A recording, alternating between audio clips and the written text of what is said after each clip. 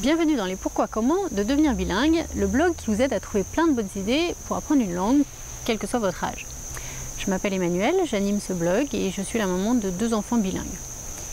Alors pour cette première vidéo des Pourquoi Comment, on est à quelques jours de la rentrée scolaire, je voulais aborder avec vous un sujet crucial, la nounou ou babysitter en langue étrangère. Dans cette vidéo, je vais d'abord expliquer le pourquoi. Je vais vous donner 3 bonnes raisons de faire garder votre enfant par une personne bilingue. Et puis bien sûr, on parlera du comment. Je vous donnerai mes conseils sur 3 méthodes pour recruter la perle rare. La nounou qui va faire parler vos enfants anglais, espagnol, chinois ou la langue que vous voudrez. Alors démarrons tout de suite les pourquoi. Raison numéro 1. Elle est toute simple, je sais que vous la connaissez déjà, mais je vais enfoncer encore un peu plus le clou. Vous savez comme moi que quand on commence l'apprentissage d'une langue très jeune, ça a de multiples bénéfices qui vont bien au-delà de la maîtrise de cette seconde langue. C'est aujourd'hui reconnu par l'ensemble des scientifiques. Un jeune enfant qui est immergé dans 2 langues va développer des capacités qui vont l'aider dans différentes matières plus tard. Bien sûr pour maîtriser d'autres langues, parce qu'il aura acquis des réflexes de manipulation de plusieurs langues, mais aussi pour reproduire des sonorités, puisque son cerveau aura une plus grande sensibilité au son. Et tout le monde ne le sait pas, mais ça l'aidera aussi à résoudre des problèmes qui nécessitent de conceptualiser ou de faire appel à de l'abstraction ou des symboles. Je ne vais pas vous faire la liste des effets bénéfiques d'un bilinguisme précoce, ce serait trop long et vous pouvez consulter mon blog si vous voulez en savoir plus. Ce que je veux vous expliquer, c'est que pour acquérir ces capacités, le cerveau doit apprendre à jongler avec 2 langues. Et si l'enfant n'est pas dans un environnement bilingue par sa famille, sa crèche ou son école, la nounou bilingue, c'est à peu près le seul moyen que vous ayez pour l'immerger de façon très régulière et prolongée dans le temps dans cette 2e langue. Raison numéro 2. Il n'y a rien de tel qu'une immersion douce, ludique pour apprendre. C'est tellement plus efficace pour un enfant d'apprendre en s'amusant. Pour un tout petit, c'est ces activités quotidiennes qu'il réalise avec la nounou qui sont la base de ses apprentissages. Donc ce sera complètement naturel d'intégrer une 2e langue à travers elle. Et les nounous bilingues qui sont formées par des agences spécialisées sur les langues, elles ont souvent des jeux, différents outils pédagogiques pour que l'apprentissage de la langue soit très ludique. Donc même pour un enfant qui est un peu plus grand, qui va être gardé en sortie d'école ou le mercredi, le jeu reste son moteur pour apprendre et la nounou va pouvoir lui imposer une seconde langue sans que ce soit perçu comme une contrainte par l'enfant. Et une 3e raison pour terminer, apprendre une seconde langue à un enfant, c'est un investissement sur le long terme, voire très long terme. Vous ne pouvez pas malheureusement lui faire prendre des cours pendant 1 an et arrêter l'année suivante en espérant que ça va l'aider quand il va s'y remettre ou entrer à l'école. Pour acquérir un niveau vraiment bon, proche du bilinguisme, il faut évidemment un paquet d'heures de cours et ça peut représenter rapidement un budget énorme. Donc la garde d'enfants bilingues, c'est en fait une solution super intéressante pour ceux qui de toute façon doivent faire garder leurs enfants chez eux, qu'ils soient à plein temps, en sortie d'école ou même le mercredi. Vous allez bénéficier d'un grand nombre d'heures d'immersion pour un prix qui finalement est à peine plus élevé que celui d'une nounou francophone. Alors, si c'est non seulement bien plus bénéfique et en plus plus économique que des ateliers ou des cours ponctuels pendant des années, pourquoi s'en priver? Si vous êtes d'accord avec moi sur les avantages, il n'y a plus qu'à. Il faut avouer que c'est pas toujours facile de recruter la perle rare. Pour les nounous, on sait que c'est dur. Alors, comment s'y prendre pour trouver la super nanny bilingue? Méthode numéro 1. Elle est valable si vous habitez dans une grande ville.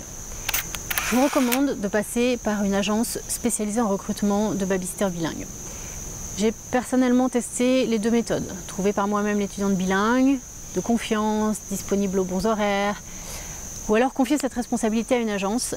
Pour moi, il n'y a pas photo. Ça va sembler évident même aux parents qui ont déjà eu des difficultés pour recruter des nounous francophones. Là aussi j'ai testé, je pourrais vous écrire un roman sur le sujet. Mais pour les autres, faites-nous confiance, vous allez générer plus de stress que d'économie d'argent. Une agence sérieuse, elle sélectionne les candidats pour vous, elle les forme pour que l'enfant soit exposé de manière naturelle et ludique à la langue. Et surtout, elle est là quand la nounou vous fait défaut pour X raisons. Il y a beaucoup d'étudiants étrangers qui gardent des enfants sortis d'école. Ils s'engagent en général pour 1 an, mais ils seront quand même mieux entourés et responsabilisés par une agence que s'ils vous donnent directement à vous leur parole. Si vous souhaitez avoir des recommandations précises sur une agence de nounous bilingue, cliquez tout de suite ici pour connaître ma sélection parce qu'elles ne se valent pas toutes et surtout elles ne sont pas toutes présentes à Paris, en province. Je vous donne également sur mon blog des codes de réduction. J'ai certains partenaires que j'affectionne particulièrement et qui me remercient en me permettant de vous offrir des avantages. Mais bon, il n'y a pas que l'option de passer par une agence, heureusement d'ailleurs pour ceux qui habitent en dehors des grandes villes. Donc méthode numéro 2, recruter une nounou bilingue par soi-même. Pour les gardes à temps partiel, mercredi, sortie d'école ou même pour des babysitting réguliers, vous pouvez essayer de chercher l'étudiant étranger qui est venu faire ses études en France ou bien le jeune qui est issu d'une famille bilingue. Mettez bien sûr une annonce autour de chez vous sur les réseaux sociaux, hurlez haut et fort votre besoin pour amplifier le bouche à oreille et aussi renseignez-vous auprès de votre mairie parce que beaucoup de mairies sont jumelées avec une ville étrangère. Il y en a d'autres qui ont des programmes aussi pour développer les langues étrangères, mais ils ne sont pas forcément communiqués largement parce que la demande serait trop forte. Donc il faut aller frapper à la porte des conseillers. Évidemment, n'hésitez pas à utiliser Internet, les forums, les sites des universités qui sont proches de chez vous. Il faut être en contact avec ces étudiants étrangers qui arrivent en France. Donc vous pouvez aussi aller sur les sites web qu'ils utilisent, les sites d'Erasmus, des sites pour rechercher un logement, etc. Donc réfléchissez à toutes les solutions qui vont vous mettre en contact avec ces jeunes qui sont des natifs anglophones ou dans la langue que vous aurez choisie et qui vont être idéaux pour parler anglais de façon naturelle avec vos enfants. Pour une garde à temps plein, c'est un peu plus difficile évidemment, mais vous pouvez tenter le coup. Vous pouvez diffuser votre message sur les réseaux sociaux, vous trouverez peut-être une maman étrangère expatriée, une femme qui a fait ses études de langue et qui serait intéressée par la garde des petits-enfants. Vous pouvez rechercher sur Facebook les groupes de parents anglophones de votre région par exemple. Parce que les étrangers, ils cherchent à entretenir un lien avec leur communauté. Donc il va falloir trouver ce qui les rassemble dans votre région. Ça peut être un café polyglotte, une association de chinois, un meet-up. Voilà. Si vous cherchez un peu plus d'infos sur tous ces groupes, consultez mon blog, je donne pas mal de liens là-dessus. Et puis si vous ne trouvez pas votre bonheur, ou si vous voulez que votre enfant ne soit pas gardé seul, il y a quand même une troisième option. J'en arrive à la méthode numéro 3. Se rassembler avec d'autres parents et prendre son bâton de pèlerin ensemble et en commun. Bien souvent, l'entraide entre voisins va au-delà de ce qu'on espère. Utilisez des applications comme Nextdoor ou des sites d'entraide de quartier pour faire connaître votre besoin et vous serez peut-être surpris parce que il est possible qu'il y a d'autres connaissent un étudiant qui va être intéressé ou bien même qui vont se joindre à vous pour en chercher un. Peut-être qu'une famille qui peut accueillir un jeune au pair sera intéressée pour partager les frais et la garde des enfants. À moins que vous aussi vous ayez la possibilité d'accueillir une jeune fille ou un garçon en tant que au pair. Dans ce cas-là, c'est encore mieux. Vous pouvez vous faire aider d'agences qui proposent de vous mettre en relation avec ces jeunes. C'est facile de les trouver sur Internet avec le mot-clé au pair. Et si vous recrutez en direct une nounou ou une au pair, n'hésitez pas à jouer le rôle de l'agence dont je vous parlais tout à l'heure. Parce que vous allez contribuer à son bien-être, vous allez donner envie de rester à ce jeune, vous allez l'aider à s'intégrer à une communauté d'étudiants de sa nationalité ou d'étudiants étrangers, vous allez lui faire rencontrer d'autres nounous. Donc c'est important pour lui de se sentir intégré et bien dans la famille. Et puis, soyons honnêtes, en France on aime bien qu'on nous apporte les solutions sur un plateau. Mais ce n'est pas le cas partout. Il y a beaucoup d'autres pays, comme par exemple aux États-Unis. Il est très fréquent de voir des groupes de parents qui réfléchissent ensemble à des solutions pour une éducation bilingue. C'est comme ça que se créent de nombreux programmes dans des écoles bilingues à New York.